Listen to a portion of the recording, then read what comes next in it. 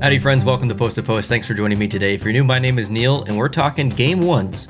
All Game 1s have been completed so far in the first round of the playoffs. Night 1 is over, Night 2 is over. We're moving into Night 3 as I'm filming this for Game 2s, but let's just take a couple of quick minutes and discuss Game 1s. How did they go for every single team? What were my first impressions maybe of each series, and maybe some shockers as well.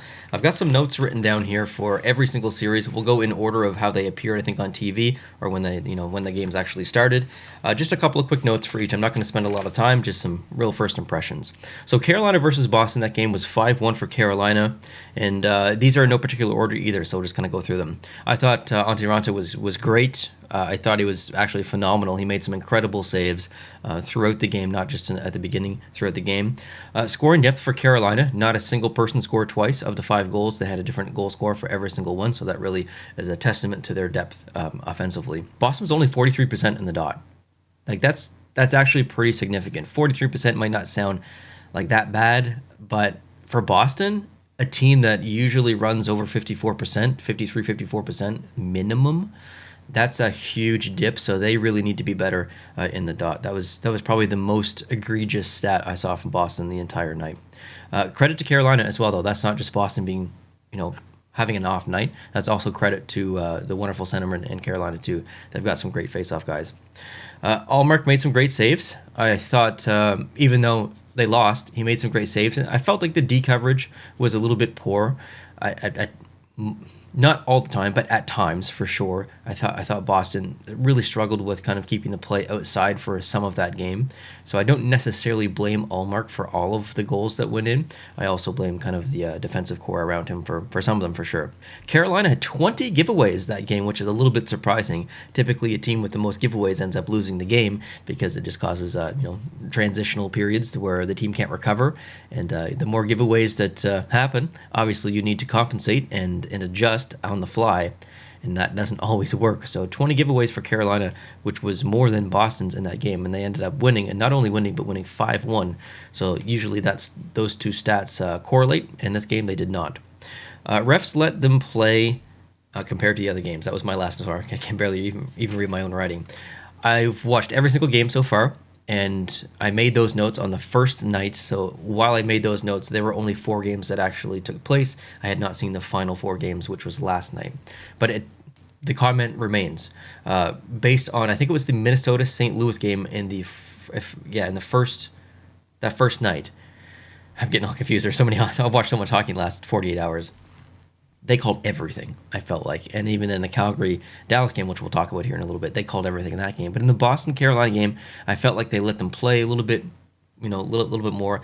And someone tweeted out the question, I can't remember who it was, but should we call the penalties by the rule books as the refs should be calling them, or should we let them play a little bit because it's the playoffs? I'm really conflicted with that answer, or with that question, rather, and coming up with an answer, because I'm kind of on both sides. The best playoff hockey is when the rule book doesn't get called exactly like it should be. When the refs let them play, I can't even equate a percentage beyond the rule, but there's like a line where it's acceptable and there's a line where it's not. In playoff hockey, typically that line gets extended, and it becomes better hockey, more enjoyable hockey to watch. It becomes more physical, more fast-paced, and more exciting. And when you start to call the rule book by definition and move that line back down, maybe even below, to set a expectation, I guess. The referees want to set an expectation. This is what we're going to call. This is what tripping is. This is what hooking is, and this is what slashing is. So, I understand it, and it's probably the right decision from an NHL perspective, but not all the games were called like that. So if there was a conversation that took place prior to the playoffs even starting by the refereeing association, I suspect that the message was call the rule book exactly. Because the majority of the games, I would say only maybe 2 or 3 of the games, the refs let them play. So I'm conflicted. I want consistency. I want rules generally called by the rule book, but that doesn't make the best hockey to watch as a viewer, as a hockey fan. So I'm really conflicted. What do you guys think about that? Would you rather let them play like typical playoff hockey, or call the rules exactly by the rule book and lock it down? Love to know your thoughts on that specifically. Let's skip over to Toronto versus Tampa Bay. So Toronto won 5-0. This was a crazy game, an amazing game, but a crazy game. I thought Campbell was solid. Obviously, Tampa Bay wasn't on their finest in their finest hour there, but I thought Campbell, regardless, was great. Vasilevsky could have been better, but he made some like unbelievable saves. Like I don't blame this loss on Vasilevsky at all. I thought the D coverage was very poor by Tampa. They were extremely slow on their feet as well, not just in the defensive zone, but all over the ice. Toronto was 56% in the dot, which definitely helped. Tampa Bay, 56 hits versus Toronto at 36. So Tampa was trying to be physical. Toronto was being physical as well. But, if you had have asked me prior to me looking at the stats, who had the most hits in the game, I probably said, well, probably even, maybe around like between 40 and 60. So the range was kind of right, but I would not have predicted that Toronto would have basically 20 less hits than Tampa. That one really shocked me, actually. Toronto 26 blocked shots. Tampa Bay only had 10. So of the amount of offense that Toronto was generating, Tampa didn't prove, at least in game one, that they're willing to kind of lay down their body and block some shots. I think there was definitely opportunities for them to do that, and I kind of saw them shy away from that a little bit. So I suspect in game two, they've had that conversation with the coach now. You should see Tampa have more block shots in game two for sure. Tampa Bay special teams was just atrocious, specifically in the first period. I thought that 5-minute power play that they had was a complete waste. Toronto did just an unbelievable job, not only defending, but pushing the pace offensively themselves. They didn't care that they were down a man. They pushed the pace. Like, they had more offensive chances than Tampa Bay did. Tampa looked flat. They looked uninterested at times, and Toronto was just all there. Like, that game was probably systematically the best Toronto Maple Leafs game that I've seen them play in maybe years. Definitely in the playoffs. I don't know about regular season, but just a phenomenal effort by Toronto. That's difficult for me to say as a Canadiens fan. I know I'm wearing Dallas here. I switch up my jerseys every video.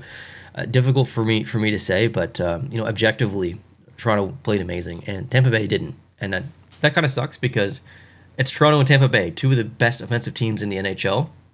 These should be even games. There shouldn't be blowouts like this. So I'm thinking game two is going to be a lot closer. Game one for Tampa Bay is likely an anomaly. So we'll keep our eye on that series for sure.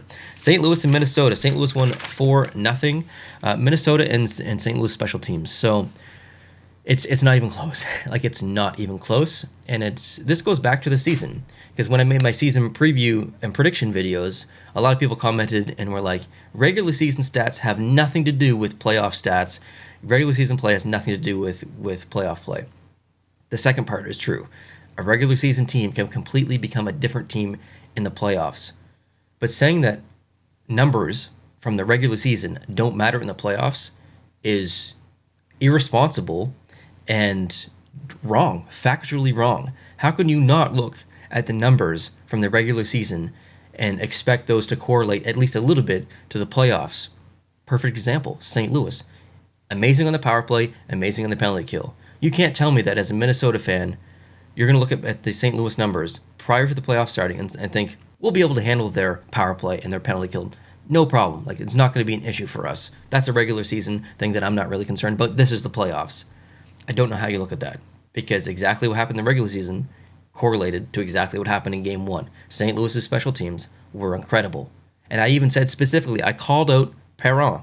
I said, Minnesota, you need to watch out for Perron. I said something like that. Like, he's got a ton of power play goals and points. So for me, the Wild really need to be responsible. I think looking at St. Louis's numbers, whether it's on like their whole special teams, penalty kill or power play, like, they have special teams locked down. Minnesota doesn't. Quit taking stupid penalties. Stay out of the penalty box. Keep this to 5-on-5 if possible. Perron, 26 out of his 57 points were on the power play. You need to watch out. Minnesota, you need to watch out for Perron on the power play. What happened? He scored 3 power play goals. One of them technically wasn't, but it was at the end of a power play. He scored 3 power play goals. Like, you have to look at the seasonal stats and the seasonal trends.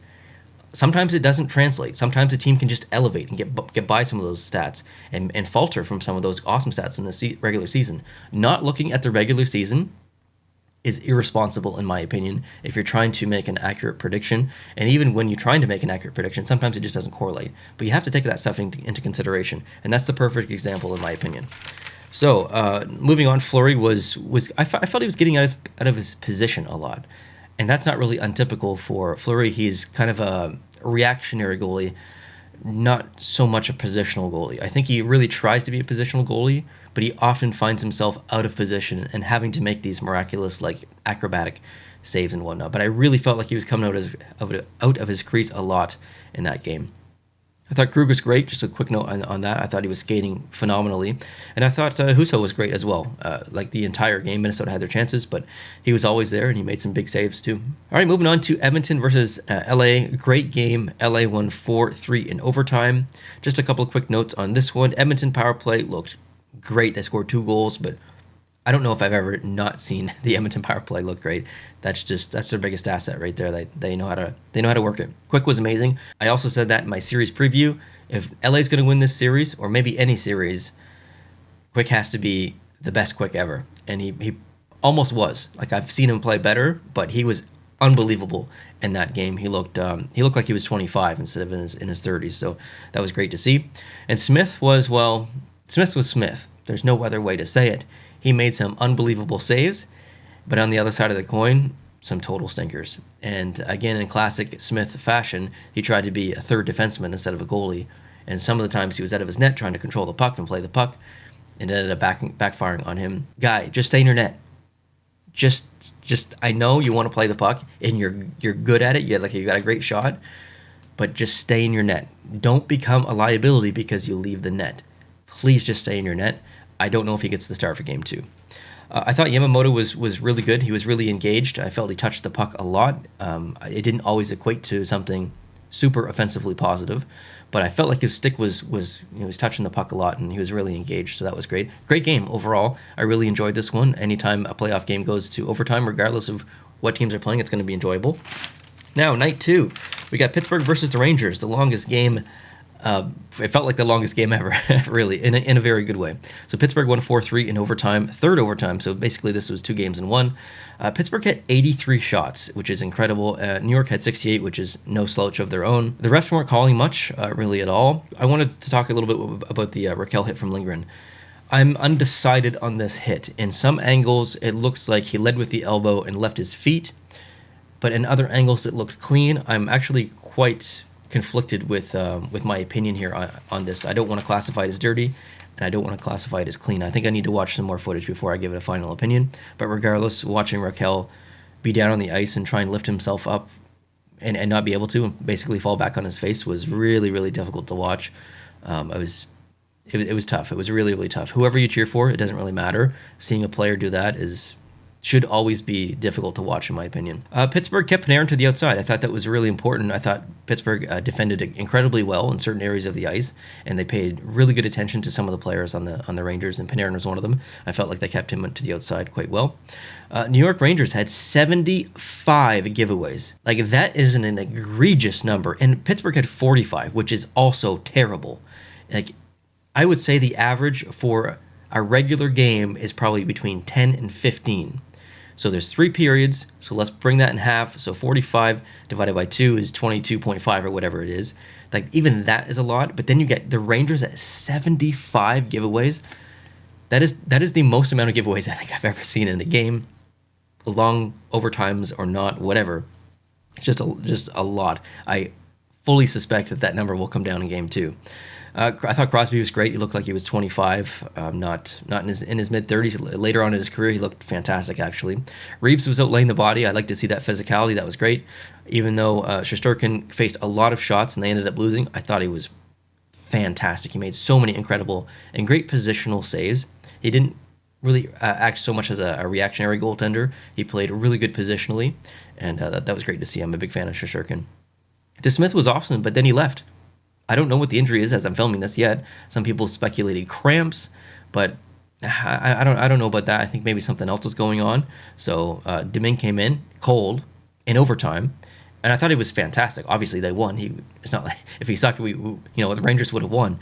But I thought he was great. So shout out to Domingue, and shout out to DeSmith for having the awareness to pull himself out of the game before he became a liability to the Pittsburgh Penguins. I thought that was a really good show of character from DeSmith. Okay, so moving on to Florida versus Washington. Fully admit I didn't watch the majority of this game. I was really invested in the Pittsburgh Rangers one. So Washington won 4-2. From what I did see, it was very physical, extremely physical actually, which I really like. Washington looked great on the power play as they usually do. They've been basically running that power play for a decade. They've got it down to a science. Huberdeau, I shoot the puck, man. Like, you had 5 shots in the game, more than anyone else on the team. I think Sherratt actually also had 5. So me asking you to shoot the puck more, it seems a little bit odd. But there were so many opportunities where I felt like the puck was on Huberdeau's stick in a really prime shooting position, and he passed it, or he decided not to do anything with it and circle around or something. Like, he's got a great shot. Shoot the puck. There could have been a goal there. I thought both goalies were solid, both sides, fantastic goaltending on both sides, and Washington kicked it up. They were like, we can do this. We're only down by 1. Let's get it done. They got it done. So I think one of the goals was an empty net goal. I didn't watch the end of the game, but I'm pretty sure it was an empty net goal. So it was essentially 3-2. Florida couldn't do it, and Washington held them off. So kudos to Washington. I really did not expect him to win the first game in Florida. So massive props to the Washington Capitals there. A team that I'm not cheering for. Colorado versus Nashville, 7-2 for Colorado. I fully admit I barely watched any of this game past the 15-minute mark. 15 minutes played, not the 15-minute mark. After 15 minutes played in the first period. It was a blowout, 7-2. It was 5-0, I think, after the first 10 minutes, basically. I don't understand why they waited so long to pull Rittich. Like, clearly the right call was to put in Ingram, and I thought he played pretty well, like really well, actually. Once he came in, he had a lot of shots. But why did you wait that long to pull him? Like, the game, you've basically surrendered the entire game. After, like, the third goal, because they scored twice in the first 2 shots, and I think there might have been a shot in between or a couple of shots in between the second goal and the third goal. But after the third goal, within 3 minutes, like, man, pull Rittich. Like, it's time. Even if some of them weren't his fault, I think they were. Pull him. Regardless of the scenario, pull him. Okay, defense in the first 10 minutes was just bad. Like, not just goaltending, but defense was just terrible. They weren't skating, and Colorado was skating. Oh my God, Colorado was skating. It was just like watching the Harlem Globetrotters out there. It was unbelievable just watching. It was so entertaining from what the moments I did see in the game, which was the beginning. Colorado was 58% in the faceoff dot, so Nashville really needs to get better there. Colorado power play looked great. That's basically all I have to say about this game. I don't know what else you would say. Colorado was amazing. Calgary versus Dallas, the last one. So we got Calgary taking this one, and a shout out actually. I thought the first was fantastic. There was a lot of physicality. There was fights near the end. There was bad blood being brewed, and then things kind of calmed down in the second period, and in the third period actually would even maybe clarify it as being a little bit boring actually in period 2 and 3. Dallas only had 16 shots that entire game. You ain't going to win a playoff game with 16 shots. So the offense in Dallas needs to get rolling. Like, they need to figure it out, and they need to get it done. And I don't even care if they're bad shots. Just get shots on net. I would rather you have 16 regular shots, add 10 ridiculous shots that don't amount to anything, or maybe weren't a good idea to shoot in general. But you never know, right? You never know when you throw something on the net. So add those other 10 shots from a weird angle or whatever, and just, try to get some opportunities that way. 16 shots is literally unacceptable for the Dallas Stars or any team. Calgary, 56% in the dot. That's not surprising. Way too many penalties in this game. Like, from a hockey fan's perspective watching this game, it was very frustrating. I want to see continuous 5-on-5, uninterrupted play, back and forth hockey, but there was just constant whistles in this game, and it really took me out of the game. It was frustrating. I said in the series preview that if Dallas loses this series, that we're probably not going to be blaming the goaltending, Ottinger. I firmly believe that I have that same opinion for Game 1. It was not his fault. He played great. He let in 1 goal. His team can't score. What do you want to do? So I'm really curious to see Game 2. Out of all the games that I talked about, I'm really curious to see Game 2 for Dallas and Calgary. I think we're going to see a little bit of a different Calgary team. I think we're going to see definitely a different Dallas team. If not, series is done. Like, the series is done. So you can't win games like that. It's just not going to happen. So yeah, those are my thoughts on everything. I appreciate you guys watching the series preview videos. There was a lot, 8 in basically 24 hours ish. So I appreciate your time, investing your time into watching those. Plus there was the prediction bracket.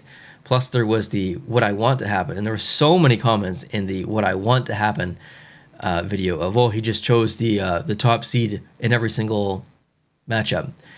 That's not untrue. That is true. That is factual. However, that's not intentional. And I didn't even know that I did that until people started commenting.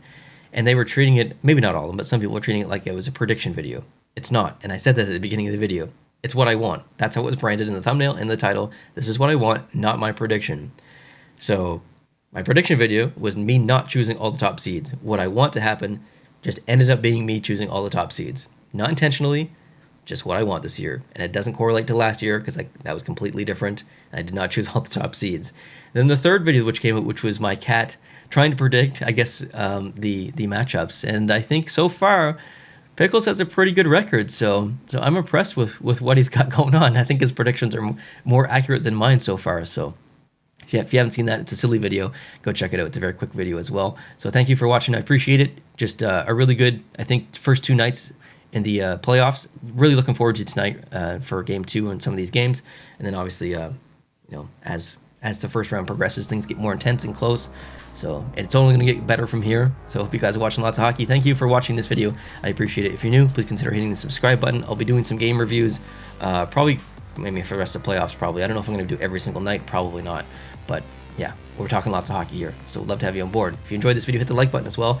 And I'll talk to you guys maybe later tonight, maybe tomorrow morning. Adios.